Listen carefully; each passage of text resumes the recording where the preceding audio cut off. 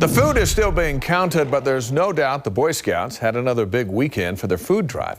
On average, they collect enough food for 1 million meals. But in Sandy, one guy was taking instead of giving. News specialist Alex Cabrero spoke to a woman who has video of the man in action. Alex? Oh, I love it down here. There's just something about this Sandy neighborhood I didn't think I could. Ruth Ann Poole fell in love with until this weekend.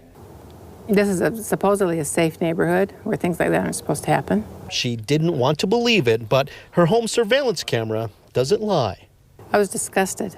Sure enough, Friday night, a man got out of his truck, up to her front porch, and ran off with 2 bags of food she had left out for the Boy Scout food drive Saturday morning. It shocked me and had no qualms about parking right in front of my driveway and right on my front porch and stealing it. There's a good chance Poole's house wasn't the only house this man visited. Poole says a few of her neighbors also had their food stolen.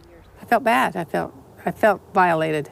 Of course, there is always the possibility that the man needed food. Maybe he was hungry. And if that's the case, the food bank says he or anybody who needs help, all they have to do is call 211.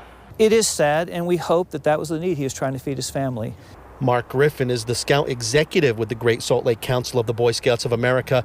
Their annual food drive brings in enough food for about 1 million meals, according to the Utah Food Bank.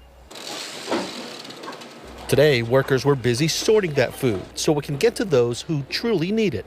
Maybe he could go to the food bank and they'd help him out. That would be a better thing, but we pray for him and hope that he was feeding his family.